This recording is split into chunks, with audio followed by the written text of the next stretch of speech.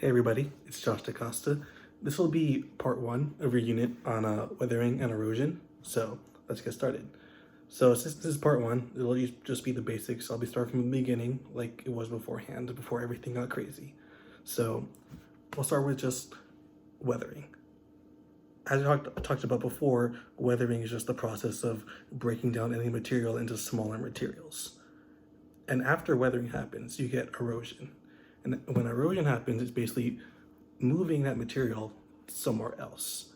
And so I'm going to demonstrate exactly what that looks like with my little household tools right here. So I have a bag of sugar, some water, and this little container. So what I'm going to do here is I'm going to show what's going to happen.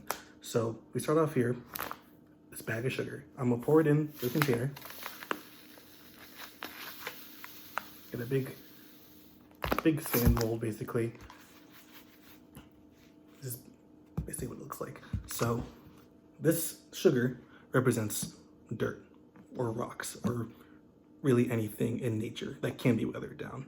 And so what I'm showing you here is what happens when you weather it down, or like how does it really work.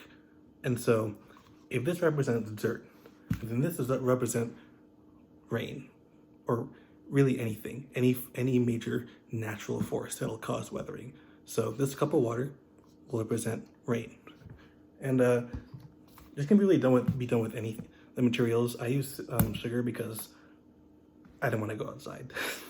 So let's get started. So I have my dry sugar right here. It's all on one side, right? And once I put the water in, you'll see what happens, like when I put it in. So let's just get started. So just a little bit for sand.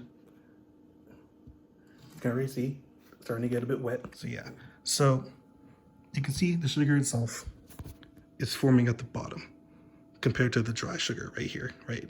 So when that happens, it's being weathered down by the water, changing into something else, mixing with the water itself, and then it's being whisked away to somewhere else. And this somewhere else here is going to be the other side of the container right here, because initially it was on this side. It was all on this side before I put the water in, and now it's all kind of mixed together. You see? And so at the very end of it, when the water is being moved, like sort of like a river or anything like that, or rain, it's going to be deposited somewhere else. And that's called deposition. So those 3 steps of weathering I talked about, those are all being demonstrated right here. Here's the second part of me doing the demonstration, so it's easier to see from above. This time I used a little bit less sugar, so it's easier to see like how it spreads out. So here we go. So yeah, you can see the sugar definitely, it basically erodes to the other side. Once I move the water down here, you can definitely see that compared to the dry sugar right here. So yeah, that is basically everything I have for you guys today. Stay tuned for part 2, where I'll talk more about weathering and erosion, and have a good one.